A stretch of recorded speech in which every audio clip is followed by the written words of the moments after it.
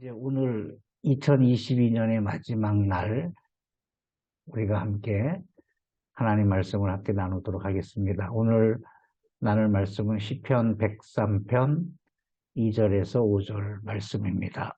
함께 읽겠습니다. 내 영혼아 여호와를 송축하며 그의 모든 은택을 잊지 말지어다. 그가 내 모든 죄악을 사하시며 내 모든 병을 고치시며 내 생명을 파멸해서 속량하시고 인자와 긍휼로 관을 씌우시며 좋은 것으로 내 소원을 만족하게 하사 내 청춘을 독수리같이 새롭게 하시는도다. 우리가 잘 알고 있는 말씀이고 또 신앙생활 오래 하셨던 분들은 또 이 말씀을 암송하시는 말씀 중에 하나입니다. 내 영혼아 여호와를 송축하며 그의 모든 은택을 잊지 말지어다. 이 말씀으로 세 가지를 주제를 가지고 함께 나누도록 하겠습니다. 하나는 에베네셀의 하나님, 또 그 2022년을 도우신 하나님이라는 제목으로 우리가 함께 1년을 회상하면서 나누도록 하겠습니다. 시편 103편 2절에서 우리가 마음에 새겨야 할 단어는 두 가지입니다. 송축과 은택입니다. 송축과 은택. 한국말이니까 다 아는 듯. 그런데 우리가 정확하게 이거 표현하기가 애매한 말씀 내용들입니다. 말은 내용을 포함하고 있습니다. 문자 자체가 의미가 있는 것이 아니라 그 문자에 담겨진 내용이 의미가 있는 것입니다. 그럼 우리가 그 내용을 알아야 돼요. 송축이란 말은 많이 나옵니다. 찬양에도 나오고 시편에도 많이 나오고 우리가 교회 안에서도 많이 사용하는 말입니다. 은택이란 말도 많이 사용하는 말입니다. 과연 송축과 은택, 시편 103편 2절에 말씀하는 내 영혼아 여호와를 송축하며 그 모든 은택을 잊지 말지어다. 과연 무슨 내용일까요? 함께 구체적으로 보겠습니다. 송축이란 말은 내 삶 가운데 보편적인 내용이 아니라 지극히 개인적인 겁니다. 우리나라애가 아니라 이 민족애가 아니라 내 삶 가운데 보여주신 하나님의 역사하심의 은혜 그리고 인도와 보호하심에 대한 감사를 고백의 기도로 드리거나 노래로 부르거나 예물로 드리거나 또는 섬김으로 여러 가지 예배나 제사나 섬김으로 하나님께서 나에게 베풀어 주신 것을 표현하는 신앙 고백입니다. 굉장히 중요합니다. 그러니까 우리가 예배드리고 헌금하고 감사 기도하고 찬양하고 이 모든 신앙의 종합 선물 같은 것이 바로 송축입니다. 자, 그래서 시편 96편에 보면 새 노래로 여호와께 노래하라. 온 땅이여 여호와께 노래할지어다. 자, 여기서 새 노래로 하나님을 노래하라. 이런 말씀을 우리가 오해하면 안 됩니다. 날마다 새로운 찬양을 불러야 된다. 그런 얘기가 아닙니다. 새로운 찬양을 부르라는 얘기가 아니라 새로운 고백을 하나님께 드리라. 하나님과 동행하면서 하나님이 내 삶에 개입하시고 내 삶에 좌정하시고 내 삶이 하나님 안에 하나님의 통치를 받고 있음에 대한 현재적 신앙 고백을 드리라는 얘기입니다. 보통 우리가 이제 교회 안에서 간증 집회, 간증을 하면 내가 10년 전에 어떻게 예수를 믿었고 10년 전에 어떻게 내가 병 고침 받았고 그래서 내 인생이 이렇게 바뀌었습니다. 이런 얘기들을 많이 들어요. 뭐 30년 전에, 20년 전에 내가 어떤 은혜를 받았다. 그런 얘기를 하라는 얘기가 아닙니다. 10년 전 얘기가 아니고 20년 전 얘기가 아니고 충격적인 사건이어서 간증을 할 수는 있지만 그것이 반복되다 보면은 그분에게는 10년 전 얘기밖에 없어요. 20년 전 얘기밖에 없어요. 그 얘기 말고 오늘 2022년을 살아오면서 오늘을 살아오면서 하나님께서 나에게 내 삶에 내 가정에 내 공동체 안에 내 직장생활 안에 내가 거하는 모든 삶의 환경에 하나님의 어떤 개입이 계셨는지 또 하나님의 통치가 어떻게 나에게 임하셨는지 그것을 노래로 기도로 예물로 섬김으로 신앙 고백을 하나님 앞에 새로운 것으로 드리라는 것입니다. 그것이 여호와를 송축하라는 의미입니다. 굉장히 중요합니다. 그래서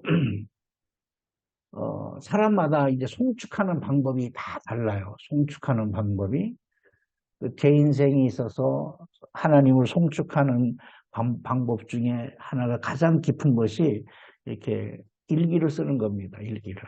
다양한 내용으로 여기다 일기를 쓰는데 저의 마음을 어떤 사람이 만약에 이거를 읽어본다 그러면 창피할 정도로 하나님 앞에 깊은 상한 심령을 하나님 앞에 드리는 것입니다. 다윗이 고백하기를 하나님이 가장 기뻐하시는 제사는 상한 심령이다.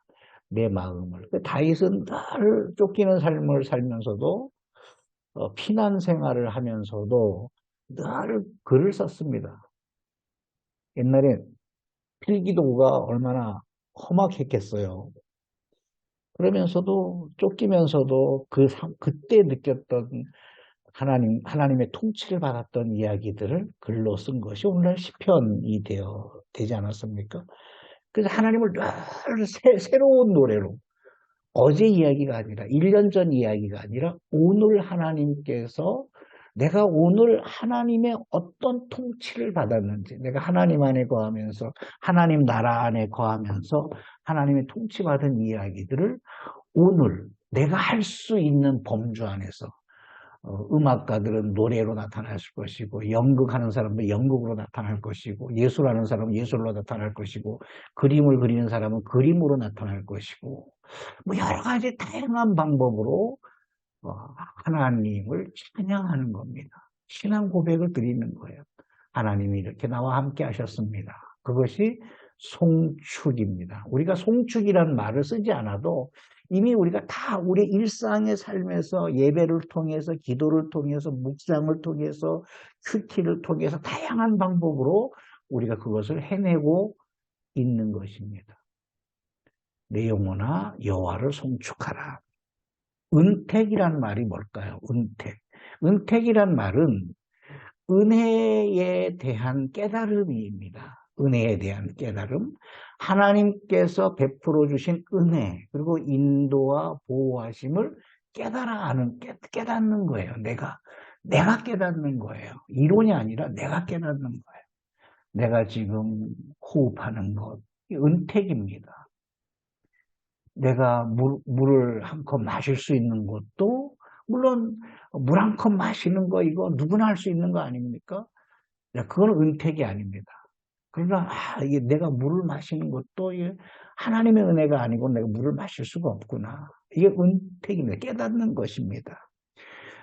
역대상 29장 16절에 보면 우리 하나님 여호와여 우리가 주의 거룩한 이름을 위하여 성전을 건축하려고 미리 저축한 이 모든 물건 저축한 것이 있습니다. 현대 용어로 말하면 건축 헌금을 한 것이죠. 계속 모았습니다. 금을 모으고 여러 가지 필요한 것들을 위해서 모았습니다. 자, 그런데 분명히 이건 사람이 모았습니다. 다윗이 모았고 그 다윗이 솔로몬에게 물려준 것이죠. 자, 그런데 분명히 어떠한 사람이 모았습니다. 지금 말하면 은행에 돈이 있겠죠. 어떤 물건으로 만들어졌겠죠.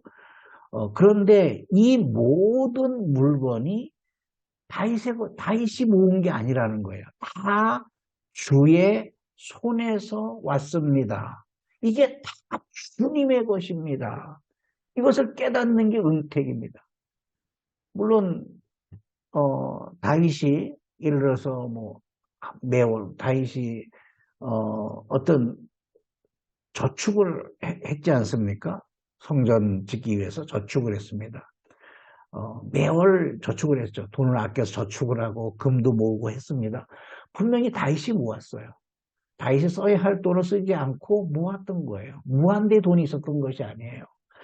다윗이 써야 할 돈을 쓰지 않고 분명히 모았습니다. 분명히 다윗이 모았습니다. 다윗의 겁니다. 소유권은 다윗에게 있는 겁니다. 세상 사람들은 이 물건의 소유, 이 돈의 소유, 이 물질의 소유, 이 금의 소유가 누구냐? 분명히 다윗이라고 말했을 것입니다. 자, 그런데 다윗은 내 것이다 말하지 않았어요. 내가 이것을 모으기 위해서 내가 얼마나 힘들었는지 이렇게 말하지 않았습니다. 이 모든 물건이 다 주님의 손에서 왔다. 이거 다 주님의 것입니다. 그것을 깨닫는 게 은택입니다. 내 생명, 내 호흡, 내 건강, 내가 누릴 수 있는 영양권, 내가 누릴 수 있는 자유, 내가 사용할 수 있는 물질의 한계, 내 건강, 이거 은택입니다. 깨달아야 되는 것이죠. 자, 그래서 우리에게 올 2022년을 보내면서 우리는 하나님을 송축하면서 하나님께서 나에게 베풀어 주신 은혜를 은택하는 것이죠. 깨닫는 것이죠. 못 깨달을 때가 많이 있습니다. 내가 밥을 먹으면 내가 소화시키는 것 같지만 하나님의 은혜를 주셔야 되는 것이죠. 내가 잠을 자는 것 같지만 하나님께서 나에게 잠을 주셔야 내가 잘 수 있는 거예요. 내가 호흡하는 것 같지만 하나님께서 호흡하게 하심을 깨닫는 것. 그것이 은택입니다.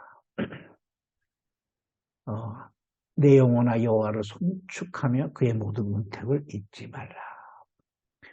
우리는 2022년을 한 해를 보내면서 언제든지 이런 생각을 합니다. 전투적인 삶을 우리는 살았습니다. 세상과의 실제적 전쟁이 아니라 우리는 영적인 전쟁을 하면서 살아왔습니다. 성경은 이러한 영적 상황을 씨름이라고 했습니다. 씨름. 씨름이란 실제 운동이 아니라 온 마음과 성품을 다해야 한다는 의미입니다. 그 당시에 성경에 기록된 이 말씀, 에베소 6장 12절에 우리의 씨름은 혈과 육을 상대하는 것이 아니요 통치자들과 권세들과 이 어둠의 세상 주관자들과 하늘에 있는 악의 영들을 상대함이라. 그래서 말하는 씨름은 우리나라의 그런 씨름 개념이 아닙니다. 그 당시에 에베소를 기록할 그 당시에 많은 스포츠들이 있었습니다. 근데 모든 스포츠들이 다 신사적이에요. 일정한 거리를 둬야 돼요. 공을 가지고 하는 것, 달리기를 하는 것, 마라톤을 하는 것, 일정한 거리를 두고 해야 되는데 유독 여기서 말하는 씨름은 몸과 몸이 부딪히는 거예요. 이 엉켜 있는 것을 말합니다. 엉켜 있는 거예요. 몸과 손이 맞닿아야 되고 머리와 머리가 맞닿아야 되고 무릎과 무릎이 맞닿아야 되고 가슴과 가슴이 맞닿아야 되고 끝이 엉켜 있는 겁니다. 오늘날로 말하면 레슬링 것 같은 거, 우리나라로 말하면 씨름 것 같은 겁니다. 이것은 단순하게 구경할 수 있는 것이 아니에요. 그래서 온 마음을 다해서 온 성품을 다해서 내 모든 것을 다 해야 한다라는 의미입니다. 우리가 2022년을 살아오면서 이렇게 우리가 싸웠습니다. 혈과 육을 상대하는 것이 아니라 어둠의 세상 주관자들과 하늘에 있는 악의 영들을 상대하기 위해서 우리가 눈물로서 온 몸으로 우리가 버텨왔습니다. 이것을 성경은 우리는 영적 전투를 해야 된다. 영적 전투는 반드시 승리를 해야 됩니다. 무승부도 없습니다. 반드시 승리해야 됩니다. 승리하기 위해서는 반드시 영적 무기가 있어야 되죠. 많은 영적 무기가 있습니다. 성경에는. 그 중에 구약의 에베네셀에 대한 역사를 우리가 함께 나누겠습니다만 에베네셀을 신약으로는 무엇이라고 표현할 수 있을까? 저는 이거라고 생각합니다. 하나님의 전신갑주. 사무엘이 에베네셀의 하나님, 에베네셀의 하나님이라고 고백한 것은 오늘 우리가 신약 시대에는 내가 하나님의 전신갑주를 입었다. 하나님의 전신갑주는 에베소 6장에 나오죠. 그러므로 하나님의 전신갑주를 취하라. 이 모든 이는 악한 날에 너희가 능히 대적하고 모든 일을 행한 후에 하나님 앞에 담대하게 서기 위함이라. 에베소 6장 14절에서 17절까지 나옵니다. 로마 전신갑주의 모델은 로마 군인들이 입었던 갑옷입니다. 전쟁을 위해서 만들어진 갑옷입니다.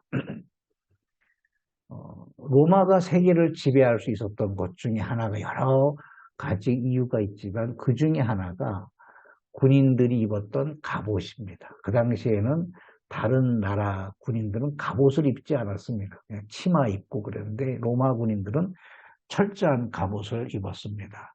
이 갑옷을 에베소 6장에는 6가지로 말씀하고 있습니다. 허리띠, 가슴, 심. 허리띠는 진리를 말합니다. 서서 진리를 하나님 앞에 서 있는 것이죠. 말씀 앞에 서 있는 것이죠. 서서 진리의 허리띠를 띠는 것이죠. 가슴은 흉배를 붙이는 거예요. 무슨 흉배냐면 의의 흉배예요. 하나님이 기준이 되는 삶이에요. 하나님과 가까이 있는 거예요. 하나님의 음성을 듣는 거예요. 의의 흉배를 가슴에 붙이는 것이죠. 너희는 먼저 그의 나라와 그의 의를 구하는 것. 하나님과 가장 가까이에 있는 것이죠. 신은 복음에 준비한, 평안의 복음에 준비한 신을 신는 겁니다. 여기까지는 나를 보호하는 거예요. 나를 보호하는 것. 그리고 나머지는 공격형이에요. 왼손에는, 그리고 머리에는, 오른손에는, 왼손에는 방패를 들어라. 물론 오른손잡이일 경우에요. 왼손에는 방패를 들어라. 무슨 방패냐? 믿음의 방패를 들어라. 그리고 머리에는 구원의 투구를 써라. 그리고 오른손에는 성령의 검, 곧 하나님의 말씀을 가져라. 이것이 하나님의 전신갑주예요. 우리가 이제 에베네셀의 하나님, 2022년을 도우신 하나님이라는 제목으로 우리가 함께 나눌 텐데요. 에베네셀의 하나님, 과연 에베네셀의 하나님은 군사 용어예요. 군사. 에베네셀이라는 지역이 있습니다. 사무엘이 말했던 에베네셀의 하나님, 여기까지 나를 도우셨다. 단순하게 여기까지 나를 도우셨다라는 게 아니라 전쟁에 승리했던 승전고를 송축하는 압축된 용어입니다. 그러니까 오늘날 말하면 군사 용어입니다. 신약에서 군사 용어는 하나님의 전신갑주예요. 근데 에베네셀과 구약에는 에베네셀이 있다면 신약에는 하나님의 전신갑주에게 맞닿아 있는 것입니다.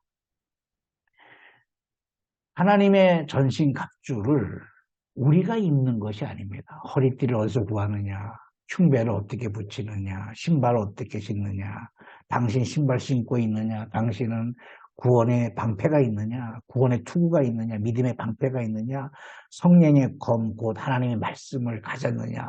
이것을 우리가 뭐 어떤 퍼포먼스로 보여줄 수 있는 것이 아니라, 내가 입는 것이 아니라 하나님께서 나도 모르게 입혀주셨습니다. 그래서 우리가 1년을 살아왔습니다. 그렇게 알게 모르게 하나님을 송축하면서 은택을 하나님께서 내게 베풀어준 은혜를 은택하면서 기억하면서 이 모든 내 삶을 들어서 하나님을 송축하면서 하나님의 전신갑주를 입고 우리가 악한 영들에게 속하지 아니하고 신앙의 순결을 1년 동안에 지켜온 것입니다. 내가 한 것이 아니라 하나님께서 친히 입혀주셨습니다. 그래서 시편 103편 2절 이런 고백이 나오는 거예요. 이것은 시편의 고백이 아니라 오늘 저에게 여러분에게 올 한 해를 마무리하는 마지막 날에 우리의 고백이어야 됩니다. 내 영혼아 여호와를 송축하며 그 모든 은택을 잊지 말지어다. 야고보서 1장에도 이렇게 말씀합니다. 내 사랑하는 형제들아 속지 말아라. 온갖 좋은 은사와 온전한 선물이 다 위로부터 빛들의 아버지께로부터 내려오나니 그는 변함도 없으시고 회전하는 그림자도 없다 하셨습니다. 우리가 속지 말아야 됩니다. 내 것이 아닙니다. 다윗이 성전을 건축하기 위해서 많은 것을 모으고 물질을 모으고 어떤 여러 가지 물건들을 모았지만 이 모든 것이 다 하나님께로부터 왔다. 이건 다 당신 것입니다. 그것입니다.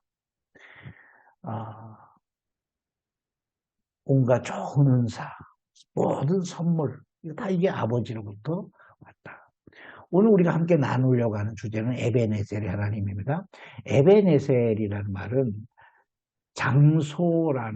장소가 있습니다. 구약성경에 에베네셀이라는 장소가 있습니다. 여기서 말하는 에베네셀은 그 장소를 말하는 것이 아니라 블레셋 나라와 전쟁에서 승리한 승전고를 송축했던 내용입니다. 사무엘이. 그러니까 군사적 용어예요. 신약으로 말하면 하나님의 전신 갑주를 입혀주셨기 때문에 우리가 승리했다. 이런 고백인 것입니다. 에베네셀의 역사, 우리가 다 알고 있는 내용이지만 복습하는 의미로 에베네셀의 역사를 함께 나누도록 하겠습니다. 기억해야 됩니다. 에베네셀이라는 말은 군사 용어입니다. 군사 용어입니다. 사무엘이 사용한 군사 용어입니다. 말의 뜻은 여기까지 하나님께서 도우셨다. 그런 의미입니다. 에베네셀의 군사 용어를 가지고 사무엘 선지자가 공적 사역이 시작되는 것입니다. 하나님의 영광이 떠남으로 이스라엘이 맞는 국가적 초유의 위기를 맞게 됩니다. 블레셋이 이스라엘을 쳐들어왔습니다. 블레셋은 한 나라가 아니라 연합국입니다. 중동 연합국입니다. 팔레스틴 연합국입니다. 여러 부족, 여러 민족, 여러 나라들이 모여서 이스라엘을 박살내기 위해서 그 중동 전쟁처럼 그 당시에 전쟁을 일으켰습니다. 자, 그런데 이스라엘이 블레셋에 패배합니다. 어마어마하게 패배합니다. 패배해서 얻어진 결론이 두 가지입니다. 하나는 이가봇이고 하나는 쉐키나입니다. 이가봇은 하나님의 영광이 이스라엘에 떠났다. 하나님의 영광이 떠나버렸다. 하나님이 떠나셨다. 그런 개념이고 쉐키나는 하나님이 다시 도래하셨다. 하나님이 다시 임재하셨다. 하나님이 영광 가운데 다시 오셨다. 그래서 쉐키나에 대해서 쉐키나의 세계관이 중요합니다. 쉐키나의 세계관, 쉐키나 찬양단도 있고 여러 개념들을 우리가 사용하고 있습니다.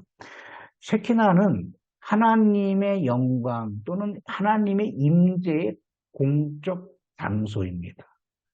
하나님께서 모든 곳에 계시는 분이에요. 하나님은 안 계시는 곳이 없어요. 성전에도 계시고 성전 밖에도 계시고 이스라엘에도 계시고 이스라엘 밖에도 계시고 하늘에도 계시고 땅에도 계시고 음부에도 계시고 안 계신 곳이 없습니다. 자, 그런데 그런 보편적인 것을 말하는 것이 아니라 하나님께서 공적으로 임재하신 약속의 장소가 있습니다. 반드시 장소에 임재하십니다. 그래서 구약 성경에는 그 장소를 굉장히 중요하게 여기십니다. 가나안 땅으로 가라. 가나안 땅으로 가라.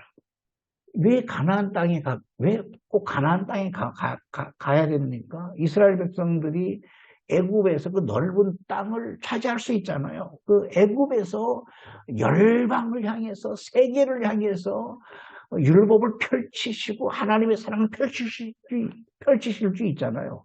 왜 출애굽하여서 광야를 거치면서 왜 비좁은 땅 가나안 땅에 들어가게 했느냐는 얘기죠. 이미 가나안 땅은 12나라가 있었어요. 팔레스틴 지기에는 12나라가 12부족이 있었어요. 그 땅을 주겠다라는 거예요.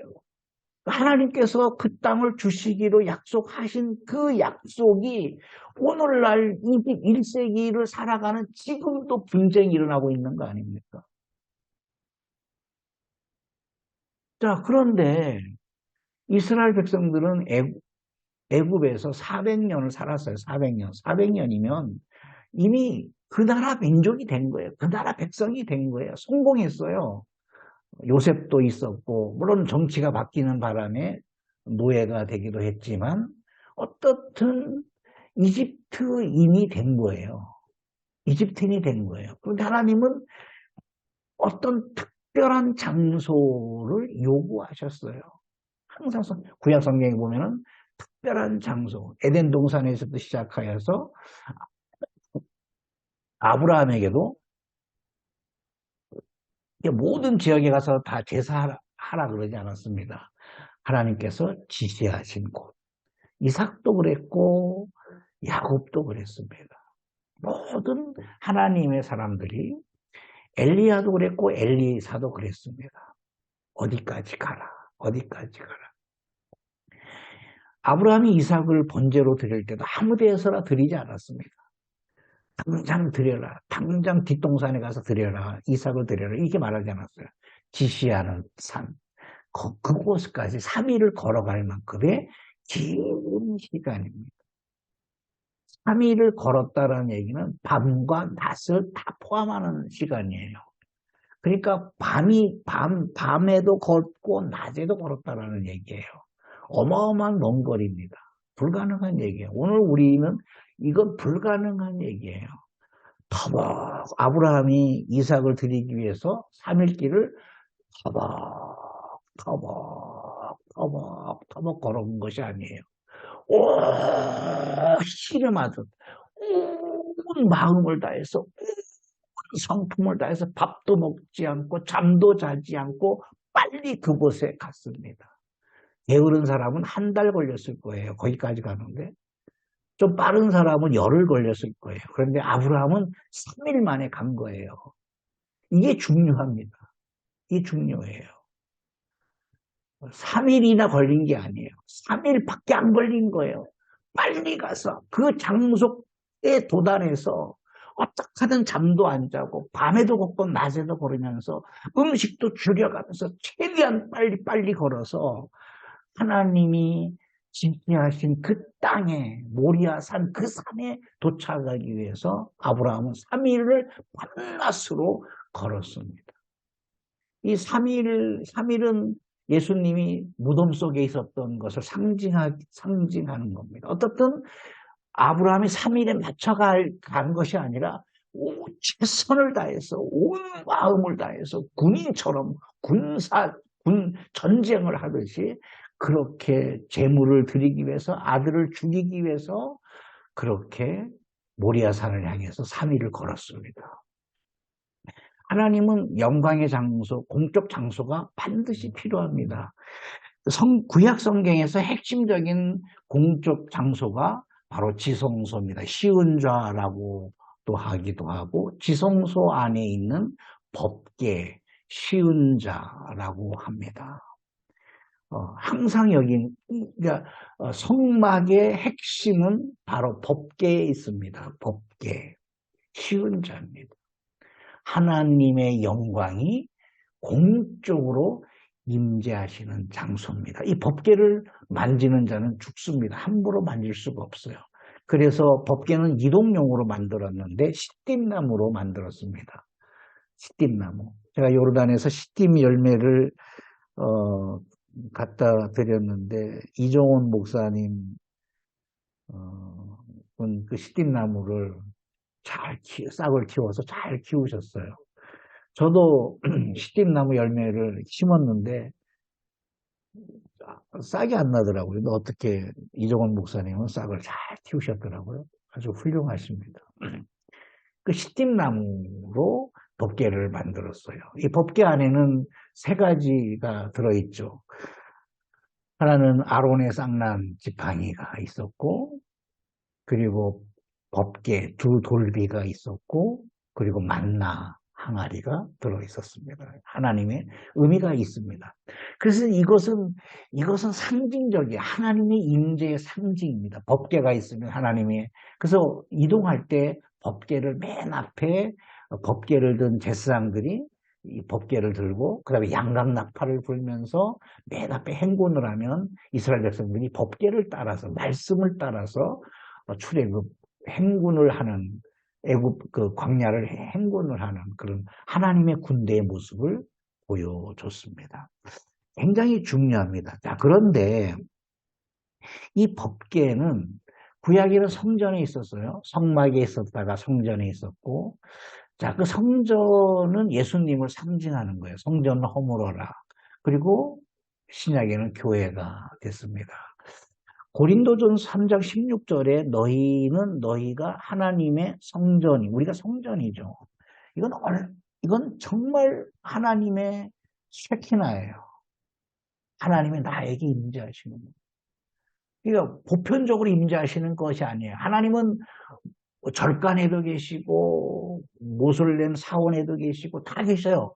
뭐 어디든 계시고 어느 나라도 계셔요. 그 계시는 건 보편적인 거예요. 이거 말고 하나님이 임재하시는 것, 쉐키나의 영광이에요. 성전에 계시는데 그 성전 중에서도 쉬운 자, 법궤에 임재하셨는데 그 법궤가 어디 있느냐? 오늘 나에게 있다라, 내 안에 있다라는 거예요. 너희는 너희가 하나님의 성전인 것과 하나님의 성령이 너희 안에 쉐키나 하시는 것을 너희가 알아야 된다. 우리가 쉐키나의 장소예요. 교회가 마찬가지예요. 또 내가 내게 이르노니 너는 베드로라. 내가 이 반석 위에 내 교회를 세우리니 음부의 권세가 이기지 못하리라. 교회는 건물로서의 교회가 아니라 쉐키나의 장소예요. 오늘 저에게, 여러분에게 쉐키나의 장소예요. 자, 이제 에베네셀의 역사는 이겁니다. 이스라엘의 숙적은 블레셋이에요. 다시 말하지만 블레셋은 한 나라가 아니라 연합국이었습니다. 그래서 이스라엘이 가나안에 들어오면서 블레셋이 강대국이 됩니다. 그러니까 더 많은 부족들이 더 힘을 합쳐서 이스라엘을 몰아내기 위해서 늘 전쟁을 했습니다. 사무엘상 4장 배경입니다. 전투를 합니다. 블레셋이 이스라엘을 쳐들어왔습니다. 1차 전투, 2차 전투가 사무엘상 4장에 기록되어 있습니다. 1차 전투에서 이스라엘이 패배합니다. 군사 4,000명이 사망을 하게 됩니다. 어마어마한 사건이에요. 4,000명, 이거 시신을 어디다가 매장할 거예요. 좁은 땅에. 우리는 역사를 너무 이렇게 관망하면 안 됩니다.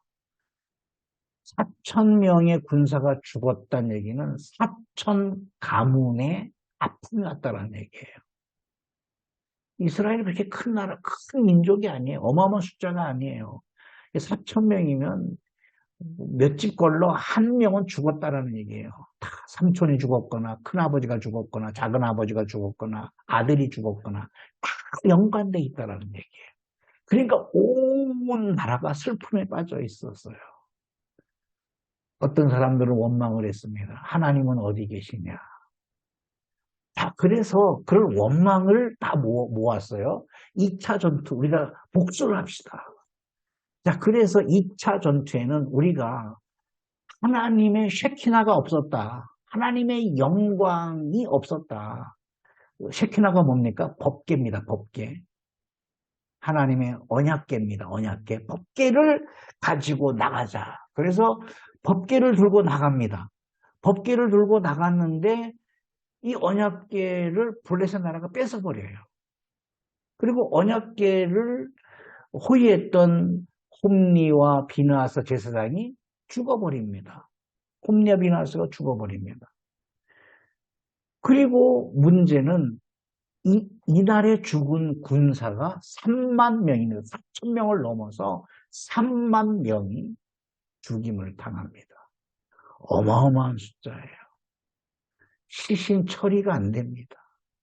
고통과 슬픔과 좌절과 하나님은 어디 갔느냐.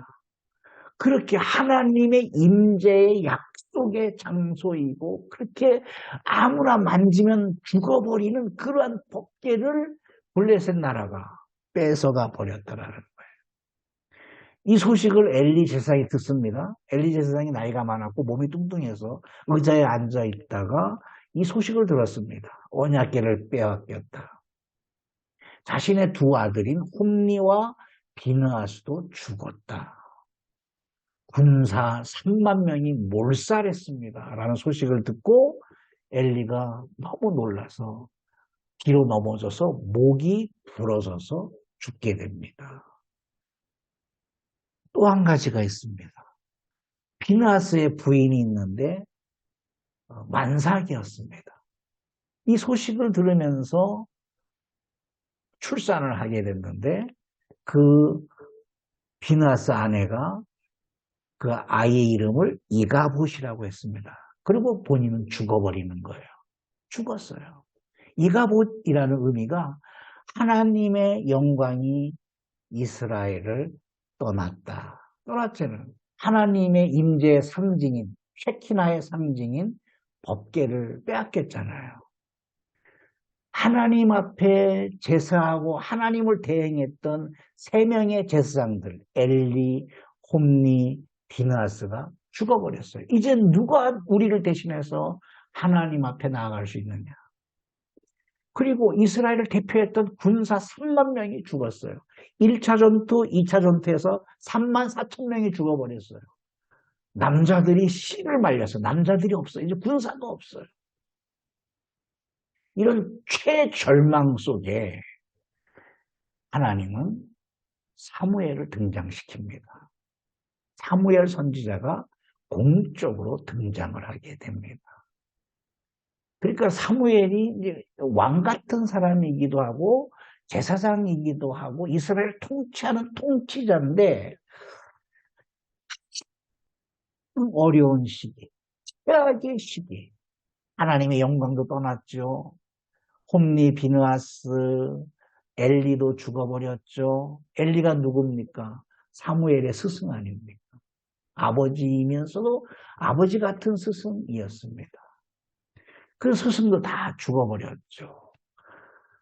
모든 집들은 남자들이 다 죽어버렸다는 그런 슬픔 속에서 좌절 속에서 헤아릴 수 없는 속에서 엘리는 선지자로서 공적으로 등장을 하게 됩니다. 정말 사무엘은 위대한 선지자예요. 이때 사무엘이 의지했던 게 뭡니까? 에베네셀이에요. 에베네셀. 이것을 뒤엎을 수 있는 분은 하나님밖에 없다. 우리가 군사훈련을 다시 할 것이냐? 우리가 전략을 다시 짤 것이냐? 다른 나라와 손잡을 것이냐? 아무것도 안 되는 거예요. 하나님 앞에 하나님만이. 자, 사무엘상 5장으로 가면 이제 블레셋이 이제 승전보를 울릴 거 아니에요? 야, 우리가 이스라엘을 이겼다. 중요한 것은 법궤를 뺏어왔지 않습니까? 막 춤을 추면서 축제를 벌이면서 빼앗은 법궤를 어디에 두냐면 다곤 신전, 블레셋 나라가 가장 중요하게 여겼던 다곤 신전 안에 다곤 신 곁에 두게 됩니다. 막 잔치를 벌였습니다. 축제를 벌였습니다. 자, 이 다곤 신이 뭐냐면 큰 물고기란 뜻이고 머리와 손은 사람 모습을 하고 나머지 하반신은 물고기 형상을 한 블레셋의 주신이고 농사를 주관하는 신이 이런 모습입니다. 이런 모습이에요. 다곤 신. 이 다곤 신. 이 영국에 가면 이 다곤 신이 있습니다. 여기 보면 어, 팔찌를 하고 있죠. 팔찌 여기 팔찌.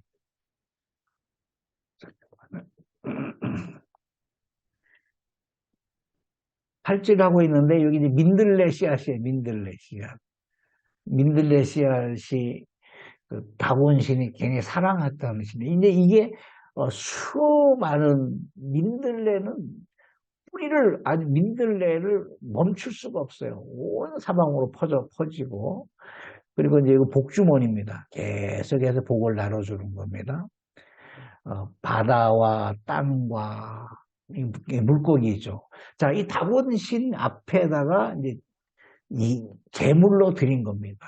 이게 여호와를 상징하는 법궤입니다 하고. 그런데 신기한 일이 벌어집니다. 이스라엘은 울음바다예요. 블레셋은 축제예요. 두 나라가 이제 대치되는 상황인데, 자, 그런데 하나님이 일을 하시는 거예요. 사무엘의 믿음대로 하나님이 일을 하시는데, 사무엘상 5장 2절 4절에 보면 블레셋 사람들이 하나님의 계를 가지고 다곤의 신전에 들어가서 다곤 곁에 두었더니 아스도 사람들이 이튿날 일찍이 일어나 본즉 다곤이 여호와의 계 앞에 엎드려져 있습니다. 다곤이 법궤 앞에 엎드려져 있는 거예요. 이거 불가능한 얘기거든요. 우리는 이렇게 뭐 역사를 좀 현실로 봐야 돼요. 역사를. 여러분 다곤 이 신상이 크기는 3m 정도 된단 말이에요. 3m 정도. 어마어마하게 큰 거예요. 자, 이거를 그냥 엉성하게 세웠을 거예요. 엉성하게 고정을 했어요. 고정을. 넘어지면 안 되잖아요. 이게 건축물이에요. 건축물. 그들에겐 신이기도 하지만 그 신상은 건축물이에요. 그래서 그 땅과 발에 고정을 해놨어요. 어떠한 상황에도 넘어지지 않습니다. 자, 그 고정을 해놨는데 그것이 법궤 앞에 엎드려져 있다는 거예요. 엎드려졌어요. 자, 엎드려졌어요. 이 3m 되는 어마어마한 이 형상이. 그러니까 그 다음날 사람들이 이렇게 세웠어요. 인형을 이렇게 세운 것이 아니에요. 수십 명, 많게는 뭐 어떤 기기를 동원해서 이거를 세웠어요. 이 다곤을 세워놨어요. 그리고 다시 고정을 했다는 얘기예요. 자, 고정을 했는데 그 다음날 갔더니 다곤이 다시 여호와의 궤 앞에 엎드려져 얼굴이 땅에 닿았고 그 머리와 두 손목이 끊어졌어요. 끊어졌어요. 그리고 문지방에 있고 다곤의 몸뚱이만 남았어요. 이게 끊어질 수 없는 건축물이거든요. 첫날은 엎드려서 경배하는 것처럼 엎드려지고 두 번째 날은 엎드려졌는데 머리와 손과 발이 분리가 됐습니다. 몸뚱아리만 남아 있었다라는 겁니다. 그러니까 이런 사건을 통해서 블레셋 사람들이 법궤를 두려워하기 시작했어요. 와, 우리의 신이 어떻게 괴짝이잖아요. 조그마한 괴짝에 법궤는 크지 않아요? 조그마한 괴짝인데 그 나무로 짰고 거기에 금을 입혔는데 어떤 금색이 나죠. 그런데 조그마한 건데 다곤신은 3m 어마어마한 큰 형상이잖아요. 그런데 이것이 어떻게 이렇게 파괴가 됐느냐. 블레셋 나라가 두려워하기 시작했어요. 사무엘상 5장 6절 7절에 보면 여호와의 손이 아스도 사람에게 엄중히 더하사 북한 종기의 재앙으로 아스돗과 그 지역을 쳐서 망하게 하니 아스돗 사람들이 이를 보고 이르되 이스라엘 신의 궤를 우리와 함께 지 못하게 할지라. 그의 손이 우리와 우리 신 다곤을 쳤다. 이런 고백들을 하게 되는 겁니다. 이에 사람을 보내어 블레셋 모든 방백을 모으고, 자, 사무엘상 5장 6절에는 아수도 사람이라고 나오고, 사무엘상 5장 11절에는 블레셋 모든 방백을 모으고, 이런 말이 자꾸 아수도도 뭐고 또 아수돗은 뭐고 블레셋은 또 뭐냐. 복잡할 거 없습니다. 블레셋은 연합국 나라 이름입니다. 아수돗은 그 안에, 연합국 안에 있는 핵심 부족입니다. 핵심 나라예요. 이해가시죠? 자, 그래서 블레셋 모든 방백을 모았어요. 블레셋이 연합국이잖아요. 그러니까 모든 왕들을 다 모았어요. 모아서 이르되 이스라엘 신의 길을 보내어 그 있던 곳으로 돌아가게 하고 우리와 우리 백성이 죽임 당함을 면하게 하자니 이는 온 성읍이 사망의 환난을 당함이라.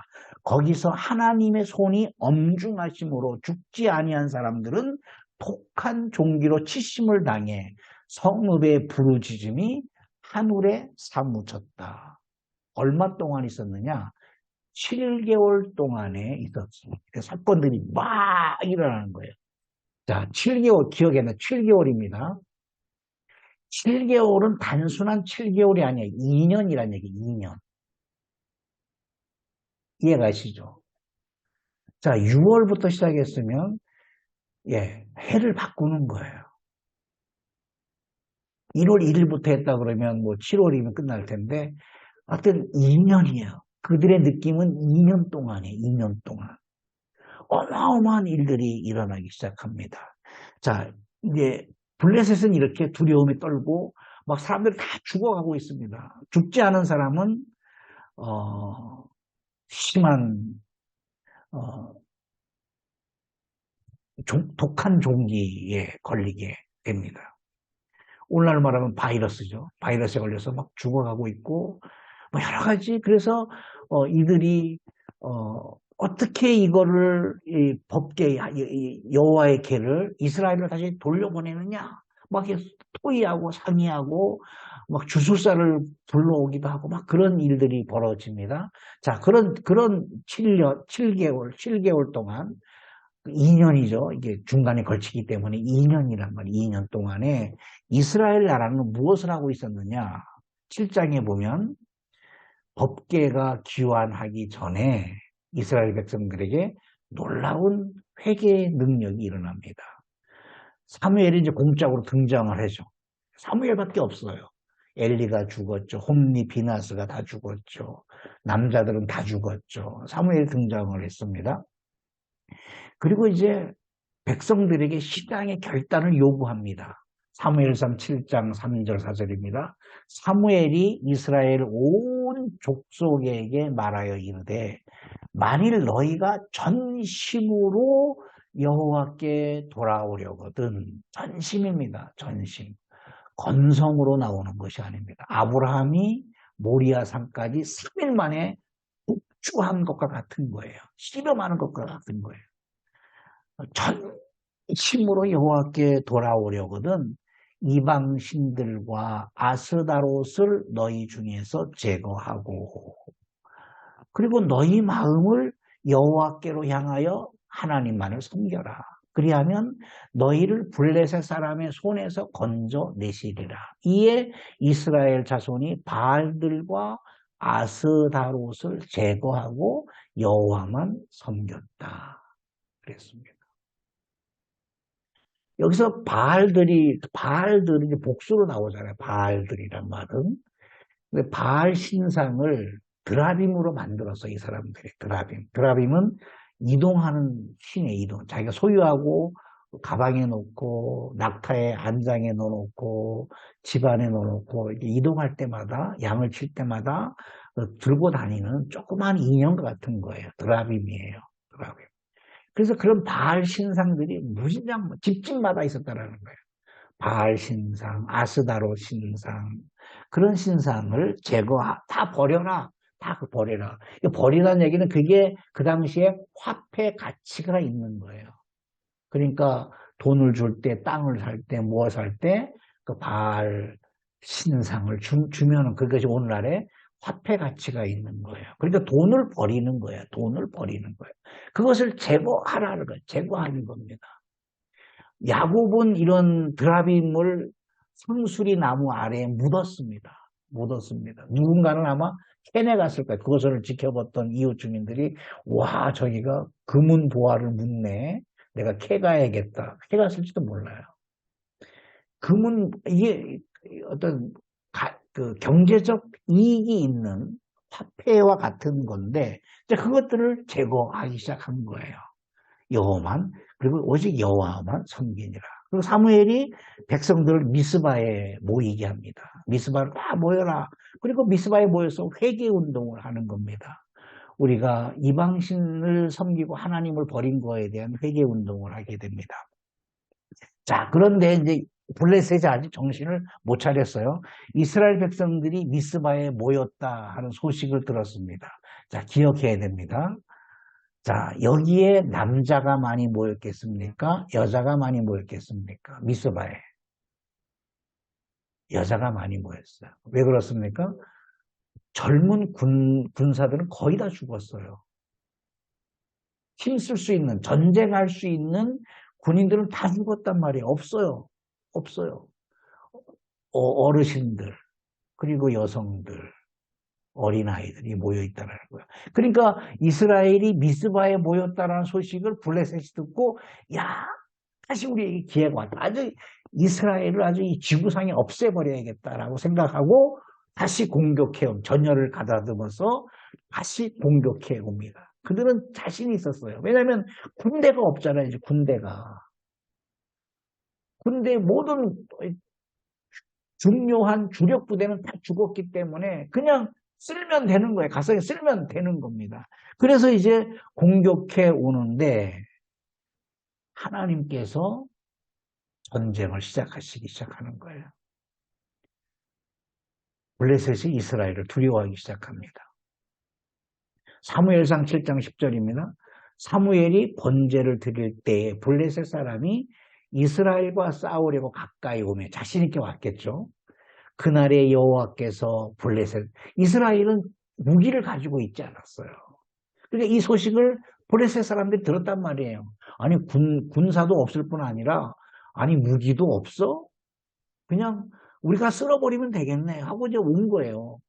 그날에 여호와께서 블레셋 사람에게 큰 우레를 발하여 그들을 어지럽게 했습니다. 그들이 이스라엘 앞에서 패한지라. 이스라엘 사람들이 미스바에 나가서 블레셋 사람을 추격하여 백갈 아래에 이르기까지 졌더라. 사무엘이 돌을 취하여 미스바와 센 사이에 세워 이르되 여호와께서 여기까지 우리를 도우셨다 하고 그 돌 이름을 에벤 에셀이라고 부른 것입니다. 하나님께서 여기까지 우리를 도우셨다. 도우심의 열매가 도우심의 열매가 뭡니까? 그냥 애들이 잘 되고 병에서 고침받고 이런 개념이 아니에요. 이가봇 하나님의 영광이 이스라엘을 떠난 것 같았지만 이가봇이라고 할 수밖에 없던 것 같아 상황이었지만 다시 셰키나의 하나님이 이스라엘에 좌정하셨다. 하나님의 도우심입니다. 그게 에벤에셀입니다. 에벤에셀이에요. 사업 잘 되게 하는 거, 병에서 고침받는 거, 시험에 합격하는 거. 물론 하나님이 여기까지 나를 도우셨습니다. 에벤에셀 하나님입니다. 고백할 수 있지만 에벤에셀의 핵심은 이가봇이었던 이스라엘의 환경이 다시 셰키나 하나님이 좌정하시는 것입니다. 법궤를 찾아오고 그 법궤에 하나님께서 약속의 장소에 임재해 계시는 것입니다. 그래서 사무엘이 사는 날 동안에 이스라엘을 다스렸는데 블레셋 사람들이 이스라엘 지역 안으로 들어오지 못했어요. 그들이 두려워했습니다. 이 말은 뭐냐면 영적 순결을 지켰다라는 거예요. 이스라엘 백성과 블레셋 혼합되지 아니하고 섞이지 아니하고 신앙이 섞이지 아니하고 하나님을 향한 거룩한 신부로서 영적 순교를 지켰다라는 겁니다. 이게 그 영적 순결에 임재하신 하나님, 쉐키나의 하나님, 이가보지였지만 쉐키나의 하나님, 다시 회복되는 그런 기념비가 에벤 에셀입니다. 전쟁 기념비입니다. 승전 기념비입니다. 다시 말해서 이가봇 하나님의 영광이 떠났지만 다시 쉐키나 하나님, 우리가 회개하고 우상을 버리고 오직 하나님만을 섬기겠다라는 영적 순결을 회복했을 때 다시 쉐키나의 영광이 이스라엘에 임재하셨다라는 기념비가 바로 에벤 에셀입니다. 2022년 마지막 날입니다. 에벤 에셀의 하나님, 하나님의 영광. 2022년은 우리가 이렇게 하나님이 도우셔서 우리가 하나님 영광 가운데 살게 해주셨습니다. 사무엘에게는 에벤에셀의 하나님이 있지만 오늘 21세기를 살아가는 우리에게는 하나님의 전신 갑주를 하나님께서 저에게 여러분에게 입혀주셨습니다. 생각해보면 저에게도 아찔아찔한 사건들이 많이 있습니다. 아찔아찔한 사건들, 교통사고 같은 아찔아찔한 사고들, 영국 요르단에도 여러 가지 어려움들이 있었습니다. 어떤 그런 어려움들을 다 나열할 수는 없지만 영상이어서 나열할 수 없지만 그런 것들을 그때마다 하나님께서 나에게 전신 갑주를 입혀 주셨습니다. 입혀 주셨습니다. 저에게만 있겠습니까? 여러분에게는 왜 없겠습니까? 이제 우리가 2022년을 마무리하면서 쉐키나의 하나님, 에벤에셀의 하나님, 전신 갑주를 입혀주시는 하나님. 내가 하나님의 성전이고 내가 하나님의 교회이고 올 한 해를 돌이켜보면서 우리가 하나님 앞에 감사하는 기도를 하십시다. 이 시간 함께 통성으로 음악이 나오는 동안에 우리가 조용한 목소리로 함께 기도하는 시간을 갖도록 하겠습니다. 함께 기도하시겠습니다.